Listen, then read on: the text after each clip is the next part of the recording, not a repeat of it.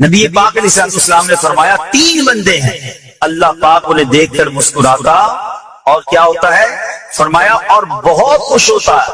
اب وہ 3 بندے کون سے ہیں؟ چیک کر لیں ہم ان میں ہیں کہ نہیں۔ فرمایا نمبر 1 وہ بندہ جو رات کو اٹھے، بستر چھوڑے، اچھی طرح وضو کرے، پھر نماز پڑھنے کھڑا ہو جائے، اسے دیکھ کر اللہ پاک فرشتوں سے فرماتا ہے اے فرشتوں بتاؤ میرے بندے کو نیکی پر کس نے اکسایا ہے؟ فرشتے عرض کرتے ہیں مولا تو بہتر جانتا ہے۔ اللہ پاک فرماتا ہے ہاں میں جانتا ہوں مگر تم مجھے بتاؤ۔ فرشتے عرض کرتے ہیں اے مالک کریم تو نے اسے ایک چیز یعنی جہنم کا خوف دیا ہے، یہ اس سے ڈرتا ہے۔ اے اللہ تو نے ان کو ایک چیز جنت کی امید دلائی ہے، یہ اس کی امید رکھتا ہے۔ اے اللہ یہی خوف اور امید ہے جس نے اسے رات کی نیند قربان کر کے تیرے حضور کھڑے ہونے پر ابھارا ہے۔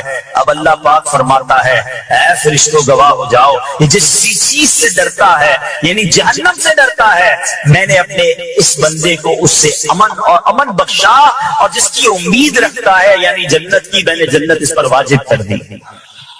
رات اٹھ کر جب دنیا سوئی ہو بندہ اٹھ کر تہجد کی نماز ادا کرے، اللہ کی بارگاہ میں آنسو بہائے، اللہ فرشتوں کے سامنے گویا فخر فرماتا۔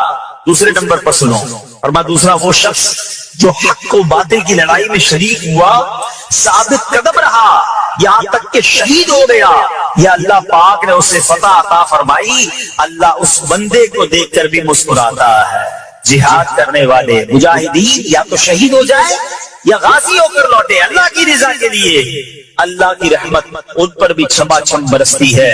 اور تیسرے نمبر پر فرمایا تیسرا وہ بندہ جو رات کو سفر کرتا ہے، یہاں تک کہ رات کے آخری حصے میں جب کہیں ٹھہرتا ہے تو اس کے ساتھ والے سو جاتے ہیں مگر وہ کھڑا ہو کر نماز پڑھنے لگتا ہے، اس بندے کو دیکھ کر بھی اللہ پاک مسکراتا ہے۔ اجتماعی عبادت کے بڑے فائدے ہیں، اجتماع میں آنا، محفل میں آنا، دعا میں شرکت کرنا بہت اچھی بات، مگر اپنی عادت ایسے بھی بنائیں کہ کچھ عبادتیں ایسی کریں کہ میں جانوں اور رب جانے۔ یہ جو رات اٹھ کر دعا کا لطف ہے، رات اٹھ کر جو نماز پڑھنے کا لطف ہے نا، جب ساری دنیا سو رہی ہے اور بندہ اپنے رب کی بارگاہ میں حاضر ہے۔ علماء کہتے ہیں دن کے نوافل کے مقابلے میں رات کے نوافل افضل ہیں، کیونکہ رات سکون ہوتا ہے، رات رکعت قلبی ملتی ہے، سبحان اللہ رحمت الہی چھما چھم برستی ہے۔ ہمیں کیا کرنا ہے کہ رات تہجد کی نماز کی عادت ڈالے۔ رمضان میں بن گئی تھی نا، سحری کے لیے اٹھتے تھے تو لوگ تہجد پڑھتے تھے، اللہ کرے کہ یہ عادت بن جائے، کبھی کبھی اگر ہر روز نہیں ہو سکتا تو بس کبھی کبھی کریں۔ اچھا اگر ایسی کوئی عبادت ہو بھی جائے نا تو سب کو بتائے نا کہ رات اٹھا تھا تو جناب دعائیں بھی کی تو آنسو بھی بہائے، نہیں کبھی کبھی ایسا کیا کرو کہ میں جانوں اور رب جانے، اللہ سے باتیں کیا۔ میں آپ کو صحیح بتاؤں، آپ مجھے ایک بات بتاتا، یہ تو آپ نے سن بھی لیا کہ اللہ کی رحمت کس قدر برستی ہے اس پر، زندگی نے بھی جب کبھی ہم پریشان ہوں اور رات نیند نہ آئے، کبھی کبھی ایسا ہوتا ہے پریشانی میں نیند نہیں آتی، کروٹیں بدل رہا ہوتا انسان، اور اس کروٹ بدلتے بدلتے میں آپ کی جب والدہ حیات ہوگی یا ماشاءاللہ جن کے پاس ماں موجود ہے، ماں جیسی ہستی کہاں ملتی ہے۔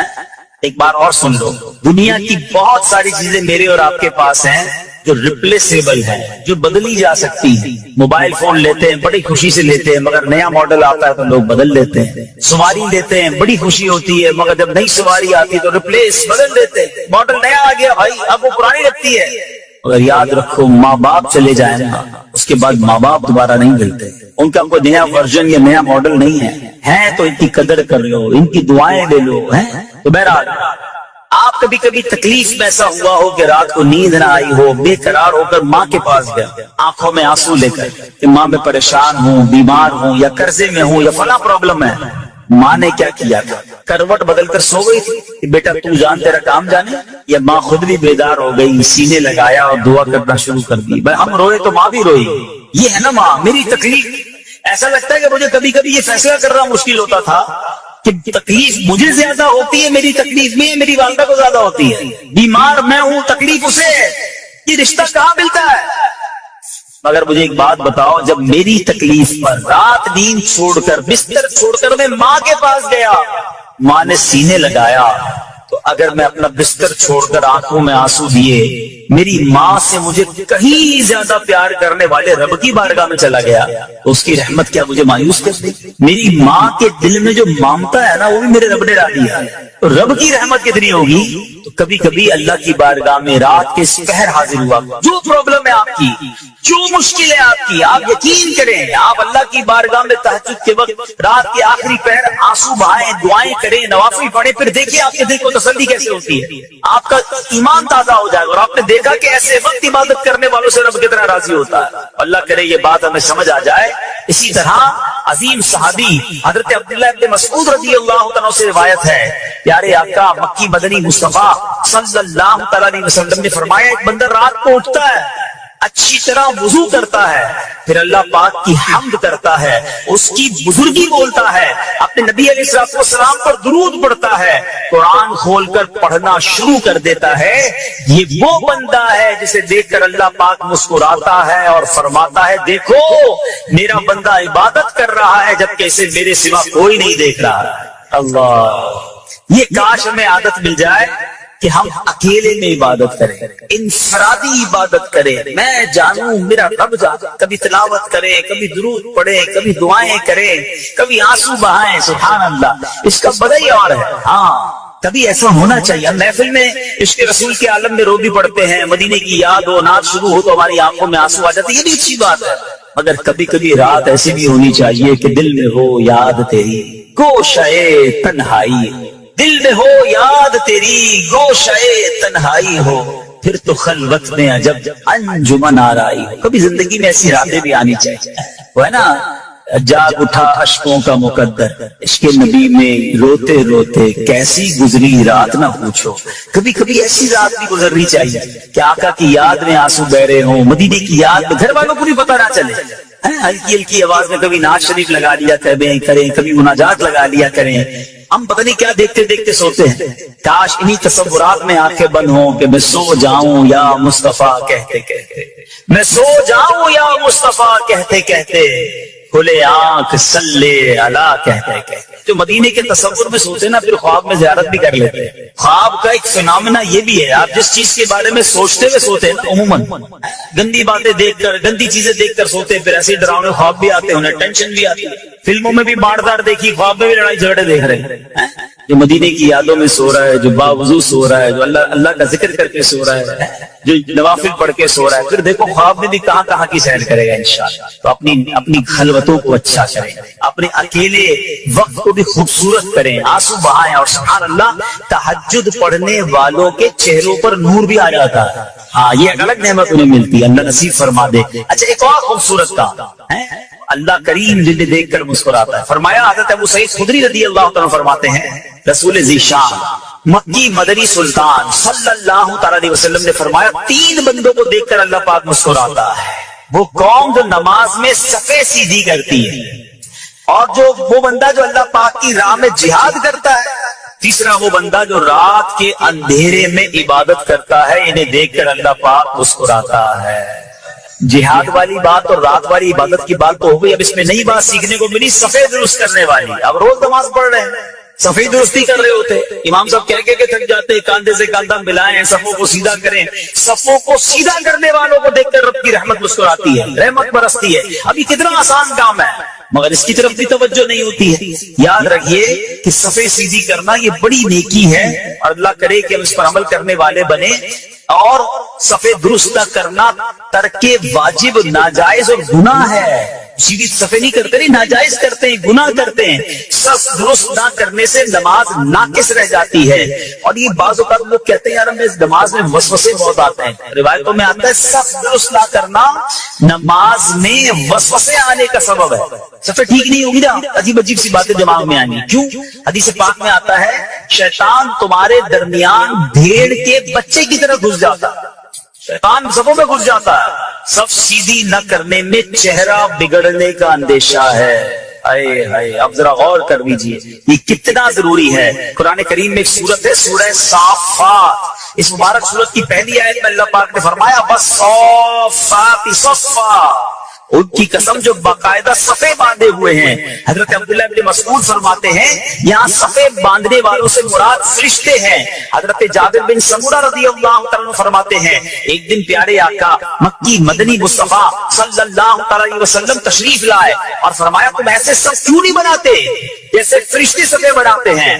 ہم نے عرض کی یا رسول اللہ صلی اللہ علیہ وسلم فرشتے کیسے صف بناتے ہیں؟ فرمایا پہلے اگلی صف مکمل کرتے ہیں اور خوب مل کر کھڑے ہوتے ہیں. سبحان اللہ، مبارک ہو مسلمانوں کو صفیں سیدھی کرتے ہیں، اچھی طرح کاندھے سے کاندھا ملاتے ہیں، گویا یہ فرشتوں کا کام کر رہے ہیں، فرشتوں والا کام کر رہے ہیں. تفسیر طبری میں ہے فاروق اعظم رضی اللہ عنہ کا یہ معمول تھا، جب نماز پڑھانے لگتے تو نمازیوں کو فرماتے صفیں سیدھی کر لو، اے فلاں ذرا آگے ہو جاؤ، اے فلاں اگر پیچھے ہو جاؤ. پھر فرماتے بے شک اللہ پاک تمہیں فرشتوں کی طرح دیکھنا پسند فرماتا ہے. تو صفیں سیدھی رکھنا یہ فرشتوں کا انداز ہے اور اللہ کی رحمت خوب برستی ہے، گویا رب مسکراتا ہے انہیں دیکھ کر. ایک عورت حضرت سیدنا حسن بصری رحمت اللہ تعالی کے پاس آئی اور کہا کہ اے شیخ میری لڑکی فوت ہو گئی ہے، میں اسے خواب میں دیکھنا چاہتی ہوں. حضرت حسن بصری رحمت اللہ تعالی نے فرمایا کہ 4 رکعت نفل اس طرح ادا کرو کہ ہر رکعت میں سورہ فاتحہ ایک مرتبہ اور سورہ تکاثر الہاکم التکاثر، یہ پوری جو سورت ہے یہ ایک مرتبہ پڑھو، اور یہ نماز عشاء کی نماز کے بعد پڑھ کر پہلو کے بل پیارے آقا علیہ الصلوۃ والسلام پر درود پڑھتے ہوئے سو جاؤ یہاں تک کہ تمہیں نیند آ جائے. اس عورت نے اپنی مرحوم بیٹی کو خواب میں دیکھنے کے لیے یہی عمل کیا، یہی فارمولہ اپنایا، یہی وظیفہ اپنایا. اس عورت نے خواب میں کیا دیکھا؟ ماں اپنی بیٹی کو تکلیف میں نہیں دیکھ سکتی. اب اس عورت نے خواب میں دیکھا کہ اس کی بیٹی عذاب میں گرفتار ہے، گندک کا لباس اس کا پہنا ہوا ہے، ہاتھ بندھے ہوئے ہیں اور پاؤں میں آگ کی زنجیریں. اب جب یہ عورت بیدار ہوئی تو بہت افسردہ، ظاہر ہے ماں اگر اپنی بچی کو عذاب میں دیکھ لے تو کون سی ماں سکون میں ہوگی. حضرت حسن بصری رحمت اللہ تعالی کے پاس آئی اور آ کر کہا کہ حضور میری بیٹی تو عذاب میں ہے. آپ نے فرمایا کچھ مال صدقہ کرو. اب کہتے مال صدقہ کرو، امید ہے کہ اللہ عز و جل اسے معاف فرما دے گا. حضرت حسن بصری رحمت اللہ تعالی اسی رات سوئے. ایک دن کے بعد آپ آرام کر رہے ہیں، آپ نے عالم خواب میں خود کو جنت کے باغ میں دیکھا. ایک خوبصورت تخت پر ایک حسین و جمیل عورت بیٹھی ہوئی تھی، سر پر نور کا تاج سجا ہوا ہے. کہنے لگی اے حسن کیا آپ مجھے نہیں جانتے؟ حضرت حسن بصری رحمت اللہ تعالی نے فرمایا کہ نہیں میں تو نہیں جانتا. تو وہ عورت وہ خاتون کہتی کہ میں اسی عورت کی بیٹی ہوں جو کل آپ کے پاس آئی تھی، آپ نے جس کو وظیفہ بتایا. حضرت حسن بصری رحمت اللہ تعالی نے فرمایا کہ تمہاری ماں تو بتا رہی تھی تم عذاب میں ہو، تم بڑی تکلیف میں تھی. کہ حضور بات تو یہی ہے، میری ماں نے سچ کہا تھا. آپ نے پوچھا پھر یہ مقام کیسے ملا؟ آج تو جنت کی نعمتیں تمہارے ساتھ. اس لڑکی نے کیا کہا؟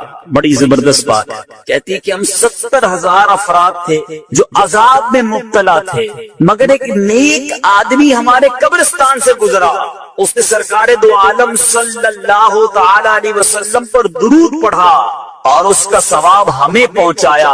اللہ عز و جل نے اس درود کو اس کی طرف سے قبول فرمایا اور ہم تمام کو اس درود شریف کی برکت سے اس عذاب سے نجات عطا فرمائی، اور مجھے یہ مرتبہ ملا جو آپ اپنی آنکھوں سے مشاہدہ کر رہے ہیں. 70,000 افراد قبرستان کے مردے جن پر عذاب ہو رہا تھا، مگر ایک نیک شخص گزر کر درود پاک پڑھ کر ساری قبر والوں کو ایصال ثواب کرتا ہے تو 70,000 لوگوں سے عذاب گویا دور کر دیا جاتا. اے بچے بچے اسلامی بھائیوں، کتنے سارے بدری پھول اس واقعے سے ملتے ہیں. قبرستان جانا چاہیے، وہاں جا کر فضول باتیں نہیں. آج کل تو قبرستان میں بھی برے کام ہو رہے ہیں، معاذ اللہ. منشیات فروشوں نے، بہت سارے غلط کام کرنے والوں نے قبرستان کا رخ کیا. ارے یہ تو عبرت کی جگہ ہے، جہاں کسی کی قبر میں عذاب ہو رہا ہے، کسی کی قبر جنت کا باغ ہے، وہاں جا کر تو آنسو بہانے. جی ہاں، حضرت عثمان غنی رضی اللہ تعالیٰ ذوالنورین، ذرا مرتبہ سوچئے گا، ذوالنورین ہیں، خلیفۃ المسلمین ہیں، امیر المومنین ہیں، مگر آپ جب قبرستان جاتے، کبھی کسی قبر کے پاس جاتے، زاروں کتار روتے، اتنا روتے کہ آپ کی داڑھی آنسوں سے تر ہو جاتی. کسی نے کہا حضرت نہ آپ حشر کی بات پر اتنا روتے ہیں، نہ جہنم کے تذکرے پر اتنا روتے ہیں، آپ قبرستان میں آتے ہیں یا قبر کی بات ہوتی ہے بڑا روتے ہیں. فرمایا بات یہ ہے کہ یہ قبر ہی پہلی منزل ہے، جو اس قبر میں پاس ہو گیا، اس امتحان سے پاس ہو گیا، وہ آگے بھی کامیاب ہو جائے گا. جو قبر میں پھنس گیا اس کی اگلی منزل بھی بڑی خطرناک ہونی ہے۔ آج کچھ لوگ یہ بھی کہتے ہیں ہم تو شراب نہیں پیتے، یہ شراب کی دکان چلانے والے کچھ ملکوں میں کہتے ہیں ہم تو کافر کو شراب بیچتے ہیں، یہ جناب کافر کے لیے ہم نے شراب رکھی ہے۔ حضرت علامہ مولانا مفتی محمد امجد علی اعظمی علیہ رحمت اللہ الکوی فرماتے ہیں کہ کافر یا بچے کو شراب پلانا بھی حرام ہے، اگرچہ بطور علاج پلائے، اور گناہ اسی پلانے والے کے ذمے۔ مجھے تو کبھی کبھی سمجھ نہیں آتی، اللہ کرے میں جو آج بیان کرنے جا رہا ہوں کوئی ایسا مجھے سن لے جس کے دل پر یہ چوٹ لگ جائے، جو ایئر لائن میں کام کرتے ہیں، مسلمان ہوتے ہیں مگر شراب سرو کر رہے ہوتے ہیں۔ ارے تف ہے ایسی روزی پر جو تمہیں حرام کی طرف، اللہ کے عذاب کی طرف لے جا رہی ہے، اور تم مسکرا مسکرا کر لوگوں کو شراب پیش کر رہے ہو۔ توبہ توبہ توبہ، اللہ رب العالمین کو کیا جواب دو گے؟ نہ کرے ایسا کام۔ اگر مجھے دنیا بھر میں کوئی ایسا سن رہا ہے جو کسی ایسے اسٹور میں کام کرتا ہے جہاں شراب صرف کی جاتی ہے، چھوڑ دو ایسی نوکری، نہ کرو ایسا کام۔ اللہ غیب کے خزانوں سے تمہیں حلال روزی عطا فرمائے گا۔ مجھے یاد آ گیا، ایک بار ہم اٹلی میں تھے، مدنی قافلے میں، اسی طرح کا کچھ بیان تھا۔ ایک شخص، ایک مسلمان میرے پاس آیا اور آ کر کہتا ہے کہ میرا جی تو بڑا چاہتا ہے کہ میں حلال کماؤں، لیکن ہمارے اسٹور پہ شراب بیچی جاتی ہے، اگر میں شراب نہیں بیچوں گا تو ہمارے اسٹور پہ گاہک کم آئیں گے، گاہک کم آئیں گے تو میری روزی کا کیا ہوگا، بچوں کا کیا ہوگا، کاروبار کیسے چلے گا؟ میں نے اس سے ایک سوال کیا، اور میں تمام شراب بیچنے والوں، تمام غلط کام کرنے والوں سے وہی سوال آج کرنے لگا ہوں۔ میں نے پوچھا یہ بتاؤ کہ اگر روزی دینے والا کون ہے، پہلے یہ بتاؤ۔ اس نے کہا اللہ۔ میں نے کہا تم حرام کام کر رہے ہو، تمہیں روزی مل رہی ہے، کیا حلال کرو گے اللہ روزی بند کر دے گا؟ اللہ کی فرما برداری کرو گے کیا وہ رزق کے دروازے بند کر دے گا؟ آج تم اس کی نافرمانی کر رہے ہو، وہ تمہیں دے رہا ہے۔ تھوڑی دیر اس کی آنکھوں میں آنسو آ گئے، کہتا ہے آج کا دن ہے، اس کے بعد میرے اسٹور پہ آئندہ کبھی شراب نہیں بیچو۔ کچھ دنوں بعد پھر ملاقات ہوئی، کہتا ہے جب سے شراب بیچنا بند کی ہے اللہ نے سکون بھی دے دیا ہے، روزی میں برکت بھی دے دی ہے۔ ہمت تو کرے نا، پہلے ہی سوچ لیتے ہو کہ ہمارا کیا ہوگا۔ ارے اللہ پر بھروسہ رکھو، جب رزق دینے والا وہ ہے تو ہم کیوں ایسا کاروبار کریں؟ بہرحال میٹھے میٹھے اسلامی بھائیوں، نبی پاک علیہ الصلوۃ والسلام فرماتے ہیں اللہ عز و جل نے شراب اور اس کی قیمت یعنی کمائی، مردار اور اس کی کمائی، خنزیر اور اس کی کمائی کو حرام قرار دیا ہے۔ خدا را اس کی کمائی نہ کمانا، کبھی اس میں ہاتھ نہ ڈالنا۔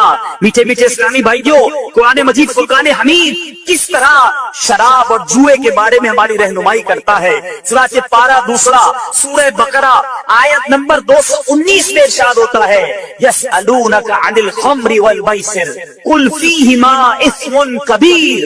ترجمہ کنز الایمان، تم سے شراب اور جوئے کا حکم پوچھتے ہیں، تم فرما دو کہ ان دونوں میں بڑا گناہ ہے، اثم کبیر۔ آگے فرمایا منافع للناس، اور لوگوں کے کچھ دنیاوی نفع بھی، وَإِثْمُهُمَا أَكْبَرُ مِن نَفْعِهِمَا، اور ان کا گناہ ان کے نفع سے بڑا ہے۔ گویا شراب میں کوئی فائدہ نہیں، جس جوئے میں کوئی فائدہ نہیں، بلکہ ایک جگہ یہ شیطان کے کام، شیطان کے آلے قرار دیے گئے۔ میٹھے میٹھے اسلامی بھائیوں، نہ شراب کے قریب جانا ہے، نہ جوئے کے قریب جانا ہے۔ آج طرح طرح کے طریقے سے جوئے کھلائے جا رہے ہیں، پرچی کے نام پر، شطرنج کے نام پر، کرکٹ کے نام پر، شرطوں کے نام پر۔ آج بندہ کہتا ہے جناب ٹیلی فون کرتا ہوں اور اپنے پیسے لگا دیتا ہوں، تھوڑی دیر میں پیسے کما لیتا ہوں۔ اے میرے بیچے اسلامی بھائیوں، یہ حرام، یہ جہنم میں لے جانے والا کام ہے۔ یاد رکھنا جوئے کی کمائی بھی حرام ہے، اور ہم نے کئی جواریوں کے گھر بکتے دیکھے، کئی جواریوں کو تباہ و برباد ہوتا دیکھا۔ ارے نہ بھی ہوئے تباہ، کروڑ پتی بھی بن گئے، تو یہ پیسے تمہیں جہنم میں لے جائیں گے۔ یہ دنیا میں چھوڑ کر جاؤ گے تو آخرت میں عذاب کا باعث بنیں گے۔ ہمیں یہ حرام کی روزی نہیں چاہیے، خدا را توبہ کر لیجئے، جوئے کے قریب بھی نہ جائیے۔ ہمیں حلال اور فقط حلال روزی کمانی ہے۔ نبی پاک علیہ الصلوۃ والسلام شب معراج، میرے آقا جب آسمانوں کی طرف تشریف لے گئے تو پیارے آقا علیہ الصلوۃ والسلام کی خدمت میں 2 پیالے پیش کیے گئے، ایک دودھ کا، دوسرا شراب کا۔ چوائس دی گئی، نبی پاک علیہ الصلوۃ والسلام ان میں سے کوئی ایک پسند فرما لیں۔ میرے آقا علیہ الصلوۃ والسلام نے دودھ کو پسند فرمایا، تو عرض کی گئی آپ علیہ الصلوۃ والسلام نے فطرت کو پسند فرمایا ہے، کیونکہ اگر آپ شراب کو پسند فرماتے تو آپ کی امت گمراہی کا شکار ہو جاتی۔ میٹھے میٹھے اسلامی بھائی، اور نبی پاک علیہ الصلوۃ والسلام نے شراب کی طرف گویا ہاتھ بھی نہیں بڑھایا، اور دودھ کو پسند فرما کر فطرت کو پسند فرمایا. مگر آج ہمارا حال کیا ہے؟ آپ کو پتہ ہے شراب ہمارے صحابہ بھی پیتے تھے. جب شراب کی حرمت نازل نہیں ہوئی تھی نا، شراب نہ حرام قرار نہیں دی گئی، وہ پیتے تھے. لیکن کئی صحابہ اس وقت بھی نہیں پیتے تھے، لیکن چونکہ حلال تھی، مگر عادت ہونے کے باوجود جیسے ہی پتا چلا کہ شراب حرام ہو گئی ہے، اللہ، مکے کی گلیوں میں شراب کے برتن بہا دیے گئے، برتن توڑ دیے گئے. جس کے ہاتھ میں گلاس تھا اس نے توڑ دیا، ہاتھ میں بوتل تھی اس نے توڑ دیا، سارے برتن سے شراب بہا دی گئی. پیچھے پیچھے اسلامی بھائی جو سنیے، حضرت انس بن مالک رضی اللہ عنہ سے مروی ہے، آپ فرماتے ہیں ہمارے پاس آگ کے بغیر کچی کھجوروں کی بنی ہوئی شراب تھی. میں فلاں کو شراب پلا رہا تھا کہ ایک شخص آیا اور اس نے بتایا کہ شراب حرام ہو گئی. ابھی آ کر بتاتا ہے شراب پلا رہے ہیں. کہتے ان سب نے مجھ سے کہا اے انس یہ مٹکوں کو انڈیل دیجیے، اب شراب نہیں پینی، حرام ہو گئی، اب نہیں پینی. آپ فرماتے ہیں کہ معلوم ہونے کے بعد صحابہ کرام نے اس کے متعلق کسی سے کچھ نہ پوچھا اور نہ ہی شراب کی طرف دوبارہ دیکھا. کیسے لوگ تھے؟ پتا چل گیا منع نہیں چلے گی. آج ہم کو پتا ہے حرام، مگر پھر بھی شراب نہیں چھوڑی. اور شرابی کیسا عجیب شخص ہے. آپ تو جو یہ معاشرے میں رہتا ہے اسے پتا ہے کہ شراب پینے والے کو ہوش ہی نہیں رہتا. حضرت عبداللہ بن عمرو بن عاص رضی اللہ عنہ فرماتے ہیں میں نے اللہ عز و جل کے پیارے حبیب صلی اللہ تعالی علیہ وسلم سے شراب کے متعلق پوچھا. پیارے آقا نے فرمایا یہ سب سے بڑا گناہ اور تمام برائیوں کی جڑ ہے. شراب پینے والا نماز چھوڑ دیتا ہے اور بعض اوقات اپنی ماں، خالہ اور پھوپھی سے بھی بدکاری کا مرتکب ہو جاتا ہے. اسے پتہ ہی نہیں چلتا نا کہ ماں ہے، بہن ہے کہ کون ہے. شراب کے نشے میں جو بے حیائی چاہے وہ کر ڈالتا ہے. اور ایسے کئی معاملات پتہ چلتے ہیں کہ کوئی عورتوں پہ ظلم کر رہا ہوتا ہے، کوئی انہیں گالیاں نکال رہا ہوتا ہے، اس کو اپنا پتہ نہیں ہوتا کہ ہمارا کیا حال ہے. حالانکہ میٹھے اسلامی بھائیوں شرابی جو ہے نا اس کی وجہ سے اس کے خاندان کی بھی بے عزتی ہو رہی ہے. اس کا بچہ الگ ڈیمورلائز ہو رہا ہوتا ہے کہ میرا باپ شرابی. میں پچھلے دن ایک جگہ گیا، مجھے بتایا کہ ہمارے یہاں اتنی شراب پی جاتی ہے، پاکستان کے ایک علاقے کی بات کر رہا ہوں، کہ ایک بندے کو کہتا ہے میں نے اپنی آنکھوں سے دیکھا جو اپنے 5 سال کے بچے کو شراب پلا، خود پیا اور اب نشے میں اپنے بچے کو شراب پلا.